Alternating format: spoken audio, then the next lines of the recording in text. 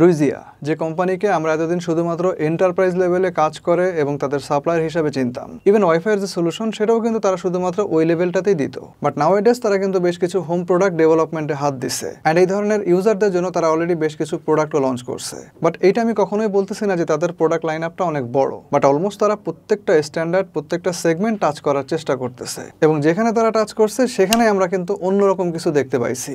Like single ব্যান্ডের মধ্যে EW300N and 300 Pro for the basic home use. Dual band but LAN নিয়ে খুব একটা প্যারার মধ্যে নাই, সেসব ইউজারদের জন্য আছে EW1200 নন গিগাবিট। আবার ল্যান ওয়ানে ভালো কানেক্টিভিটি লাগবে এরকম ইউজারদের জন্যও আছে EW1200G Pro which is gigabit.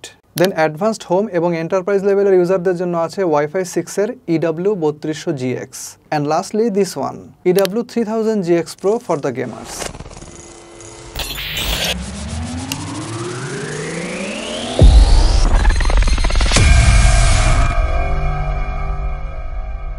Well, this is the device EW3000GX Pro. Specially high এন্ডের ওয়াইফাই 6 ইউজার এবং গেমারদের দিকে লক্ষ্য রেখে যারা এটা বাজারে নিয়ে আসছে ওদের নাম হচ্ছে গোল্ডেন ট্রেড ইন্টারন্যাশনাল বিডি। ওদের ওয়েবসাইটের লিঙ্ক এবং পারচেজ লিঙ্ক দুইটাই আমি ডেসক্রিপশনে দিয়ে দিচ্ছি। আর দামটা আমি একটু পরে বলতেছি কারণ এই যে রেকর্ডিং করতেছি এখন পর্যন্ত আমি আসলে এটার দাম সম্পর্কে শিওর না, তবে আমি যতটুকু ইনফরমেশন পাইছি 10-এর আশেপাশে হওয়ার সম্ভাবনা আছে। যেটাই হোক পরবর্তীতে আমি এডিটিং এর সময় স্ক্রিনে অথবা ডেসক্রিপশন বক্সে দিয়ে রাখবো। যাই হোক, বক্সের মধ্যে আরও দেওয়া আছে 12 ভোল্ট 1.5 এম্পিয়ারের একটি পাওয়ার অ্যাডাপ্টার, RJ45 এর একটা ইথারনেট প্যাচ কর্ড এবং কিছু কাগজপত্র। This device actually gaming router because এটা বক্সের উপরে লেখা আছে। আদারওয়াইজ এটা দেখতে কিন্তু একদম ট্রেডিশনাল একটা ওয়াইফাই 6 রাউটারের মতোই। আনলাইক আদার গেমিং রাউটার, এটা কিন্তু বেশ মার্জিত, স্মার্ট এবং ক্লাসি। গেমিং রাউটারগুলো যেমন একটু ফ্লেশি টাইপের হয়, বডিতে বিভিন্ন জায়গায় RGB লাইট থাকে, বডি বা এন্টেনাগুলো একটু কালারফুল হয়, বিল্ড কোয়ালিটিতে একটা রোবোটিক ফ্লেশি ভাব থাকে, এটা কিন্তু মোটেও সেরকম না। বডি কম্পারেটিভলি অনেক স্লিম এবং এজগুলো দেখেন খুবই স্ট্রেইট এবং শার্প। তেমন কোনো কার্ভস বা গ্রুপস আপনি এর বডিতে দেখতে পাবেন না। কালারটাও একদম সলিড ব্ল্যাক। উপরের সারফেসটাও দেখেন প্লেন এবং ম্যাট, তবে মাঝখানের এই যে রাউন্ড শেপের জায়গাটা এটা কিন্তু গ্লোসি এবং এখানে আছে একটা লাইট ইন্ডিকেটর। নিচের অংশ পুরোটাই হচ্ছে ব্রিদিং ভেন্ট এবং ওয়াল মাউন্টের ফেসিলিটিও এখানে আছে। এছাড়া সামনের দিকে এবং পেছনের দিকেও বেশ কিছু ব্রিদিং এর ভেন্ট দেওয়া আছে। পেছন দিকে এক সারিতে 4টা গিগাবিট ইথারনেট পোর্ট দেওয়া আছে, যাদের মধ্যে একটা ওয়ান 3টা ল্যান। তবে ল্যান পোর্টের মধ্যে 3 নম্বরটাকে আপনি আবার ওয়ান হিসাবে ইউজ করতে পারবেন, যেটাকে আমরা ওয়ান এগ্রিগেশন বা ডুয়েল ওয়ান বা ল্যান ওয়ান এগ্রিগেশন এই নামে চিনি।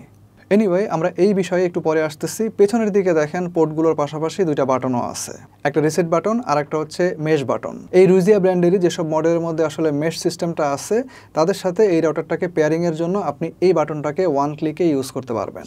ডুয়েল ব্যান্ডের রাউটার, সো মোবাইল ফোন ওয়াইফাইতে ইউজ করার জন্য আপনারা এখান থেকে 2টা ফ্রিকোয়েন্সি পাবেন, একটা হচ্ছে 2.4 GHz, একটা হচ্ছে 5 GHz। আর রাউটারের 5 ডিভাই করে যে 5টা এক্সটার্নাল এন্টিনা দেখতে পাচ্ছেন, এদের মধ্যে 3টা কাজ করবে 5 GHz আর 2টা কাজ করবে 2.4 GHz। সো আপনি এটাকে একটা 5 GHz ওরিয়েন্টেড রাউটার বলতে পারেন। এন্টিনাগুলোকে আপনি উপরে নিচে পজিশনিং করতে পারবেন, বাট সাইড ওয়াইজ বেন্ড করতে পারবেন না। ট্রেডিশনাল আমরা যে গোল এন্টিনাগুলো দেখতে পাই ওগুলোর মধ্যে কিন্তু আপনারা ইউজ করার জন্য, অর্থাৎ এই যে বেন্ড করার জন্য প্রচুর পরিমাণ ফ্লেক্সিবিলিটি পাবেন। সেগুলো আপনি উল্টা দিকে ছাড়া অলমোস্ট সব দিকেই ঘোরাতে পারবেন। ইভেন সেই এন্টিনাগুলো কিন্তু নিজ এক্সিসেও সাইড ওয়াইজ ঘোরে। বাট এত ফ্লেক্সিবিলিটি আসলে আপনার কোনো কাজে আসবে না। যতটুকু ফ্লেক্সিবিলিটি কাজ করার মতো ততটুকু ফ্লেক্সিবিলিটি এখানে দেওয়া আছে। অ্যান্ড এই টাইপের এন্টিনাগুলো কিন্তু আপনি ইদানিং প্রায় দেখবেন যে অনেকগুলো মডেলে ব্যবহার করতেছে বিভিন্ন ব্র্যান্ডের। ইনফ্যাক্ট এটার একটা ছোট ভাই আছে, সেটা হচ্ছে EW300N। সেম এটার মতো দেখতে, সাইজে একটু ছোট এবং এন্টিনা হচ্ছে 2টা। অ্যান্ড এটা কিন্তু একটা সিঙ্গেল ব্যান্ডের router. Anyway, this is a gaming router according to রুইজিয়া and I should make it clear. First of all, wifi 6 এর AX3000 স্ট্যান্ডার্ডের যতগুলো মডেল আছে সবগুলোই দেখবেন যে গেমিংয়ের জন্য মোটামুটি পারফেক্ট। সবগুলো দিয়েই কম বেশি ভালো গেমিং করা যায়। ইভেন আপনারা যদি কিছু AX1800 রাউটারের দিকে খেয়াল করেন, ওগুলো দিয়েও কিন্তু কিছু কিছু মডেল আছে, ওগুলো দিয়েও কিন্তু বেশ ভালো গেমিং করা যায়। ওয়াইফাই 6 এর রাউটারগুলোর ভেতরে আপনারা তো জানেন যে মানে শুধুমাত্র 5 GHz ফ্রিকোয়েন্সিটা থাকে এরকম না। ফ্রিকোয়েন্সিকে ইফেক্টিভলি ইউজ করার জন্য এই রাউটারের মধ্যে বেশ কিছু ফিচারও দেওয়া থাকে, যেমন OFDMA এবং 1024 QAM। এই ফিচারগুলো ফ্রিকোয়েন্সিকে বিশেষভাবে মডিফাই করে এবং তার মাধ্যমে মাল্টিপল ডিভাইসে একই সাথে আগের চাইতে কম সময়ে বেশি পরিমাণ ডাটা ট্রান্সফার করতে পারে। সো গেমিংয়ের ক্ষেত্রে আপনি যদি এই স্ট্যান্ডার্ডের একটা রাউটারকে ব্যবহার করেন, তাহলে কোনো ধরনের কোনো ফিচার ছাড়াই, আসলে মানে গেমিং ফিচার ছাড়াই দেখবেন যে অটোমেটিক্যালি এগুলো গেমিংয়ের জন্য খুবই ভালো পারফরমেন্স করতেছে, শুধুমাত্র ওয়াইফাই 6 হওয়ার কারণে। উপরন্তু এটা হচ্ছে একটা AX3000 রাউটার, যা 2.4 GHz পাবেন আপনি 574 Mbps ম্যাক্সিমাম, আর 5 GHz থাকবে 160 MHz একটা চ্যানেল উইথ। এটার বদলতে আপনারা কিন্তু AX1500 বা AX1800 যেসব রাউটার আছে সেগুলোর তুলনায় আরও বড় একটা 5 GHz ফ্রিকোয়েন্সি ব্যান্ডউইথ পাবেন। যদি আপনার ডিভাইসগুলো অথবা হাতের যে মোবাইল ফোনটা আছে ওটা যদি 160 মেগাহার্টজের চ্যানেল উইথ সাপোর্ট করে, তাহলে আপনি এই রাউটারের যে 5 গিগাহার্টজ আছে ওইখান থেকে 2402 এমবিপিএস পাবেন। তো যদি আপনি 2402 এমবিপিএস এর ব্যান্ডউইথটা পান তাহলে কিন্তু এটা গেমের জন্য খুবই এফেক্টিভ হবে। আর যদি সাপোর্ট না করে 160 মেগাহার্টজের চ্যানেল উইথ, তাহলে আপনি এখান থেকে পাবেন 1201 এমবিপিএস। অ্যান্ড আই থিঙ্ক যে 99% ইউজারদের ক্ষেত্রেই এটাই হবে যে তারা আসলে 2402 এমবিপিএসটা ব্যবহার করতে পারবে না, তারা শুধুমাত্র 1201 এমবিপিএসটাই ইউজ করতে পারবে। এনিওয়ে, আপনি যদি 2402 এমবিপিএসটা ব্যবহার করতে না পারেন তাহলে মন খারাপ করার কিছু নাই। আই থিঙ্ক 1201 এমবিপিএসও আপনার গেম খেলার জন্য বা যে কোনো কাজের জন্য যথেষ্ট। বাট সবচেয়ে ইম্পর্টেন্ট হচ্ছে যে ফ্রিকোয়েন্সিতে যে ব্যান্ডউইথটা আছে সেই ব্যান্ডউইথকে ইফেক্টিভলি কাজে লাগানোর মতো এই রাউটারের ক্ষমতা আছে কিনা সেইটা। সিপিইউ এবং 2.4 গিগাহার্টজ ফ্রিকোয়েন্সির কন্ট্রোলার হিসাবে এখানে ইউজ করা হয়েছে মিডিয়াটেকের একটা এসওসি, যার মডেল নাম্বারটা হচ্ছে MT7981, which is pretty uncommon. মানে এই চিপসেটটা খুব বেশি একটা ব্যবহার করতে কাউকে দেখা যায় না।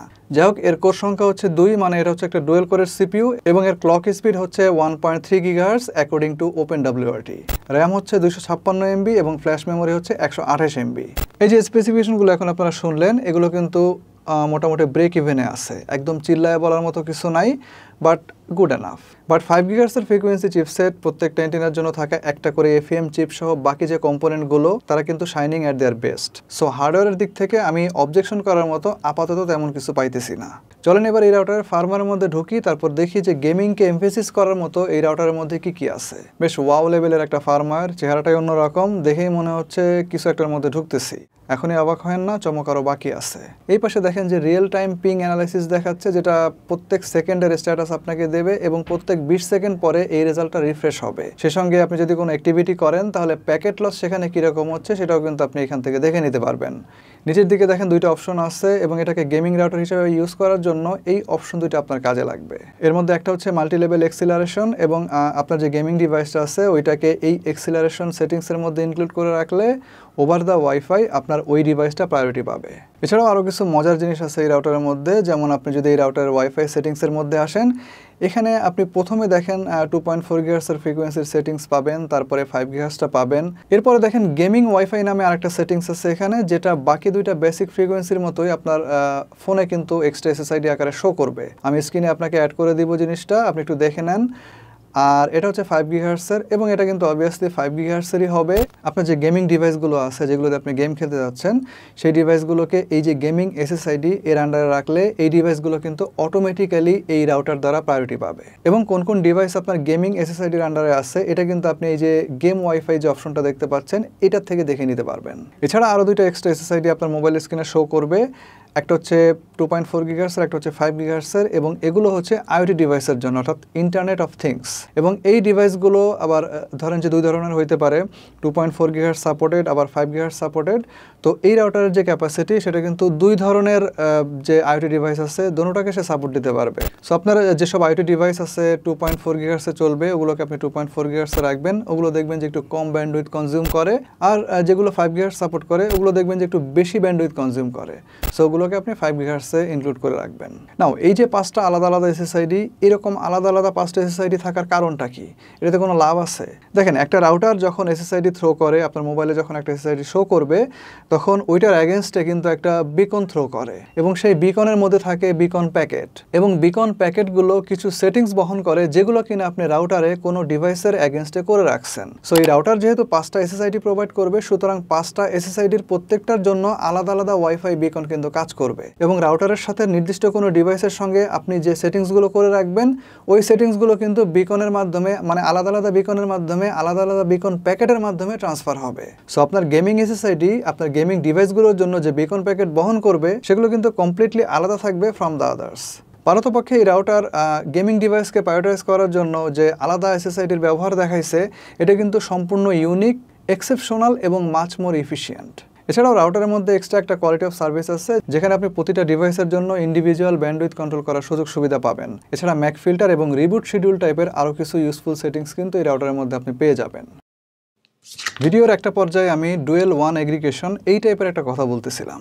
এই অপশনটার মাধ্যমে এই রাউটারের যে বেসিক ওয়ান পোর্টটা আছে ওইটার পাশাপাশি এর যে 3 নম্বর ল্যান পোর্টটা আছে এইটাকেও আপনি as a one port use করতে পারবেন। এতে করে যেটা হবে আপনি সাইমালটেনিয়াসলি দুইটা ল্যান কানেকশন একসঙ্গে কম্বাইন্ডলি একটা সিগন্যাল হিসাবে এই রাউটারের আন্ডারে ইউজ করতে পারবেন। ফলে এই রাউটারের ওয়ান পোর্ট যেহেতু 1 Gbps অ্যান্ড 3 নম্বর ল্যান পোর্টটা যেহেতু 1 Gbps, সো দুইটা মিলে আপনি কম্বাইন্ডলি 2 Gbps এর একটা ওয়ান কানেকশন পাবেন। আপনার দুইটা লাইনের মধ্যে যদি একটা দুর্বল হয়ে যায় তখন বাকিটা কিন্তু এটাকে কম্পেনসেট করতে পারবে। এটাকে আপনি ওয়ানের লোড ব্যালেন্স বলতে পারেন এবং এটা হবে কিন্তু সিমলেসলি। ফলে দিনের যে কোনো সময় ইভেন পিক আওয়ারে ল্যাগ ফ্রি ইন্টারনেট এক্সপিরিয়েন্স করা সম্ভব হবে, which is absolutely good for gaming. তবে একটা জিনিস আপনাকে অবশ্যই খেয়াল রাখতে হবে যে এই যে মাল্টিলিঙ্ক এগ্রিগেশন বলেন অথবা ওয়ান এগ্রিগেশন বলেন, ল্যান ওয়ান এগ্রিগেশন বলেন, যেটাই বলেন না কেন, এটা কিন্তু আপনার টোটাল ব্যান্ডউইথটাকে এফিশিয়েন্ট করবে, ব্যান্ডউইথের সাইজ বাড়াইতে পারবে না। এটা যেটা করতে পারবে অ্যাকচুয়ালি তা হচ্ছে আপনার লাইনের যে থ্রোপুট সেটাকে বৃদ্ধি করতে পারবে।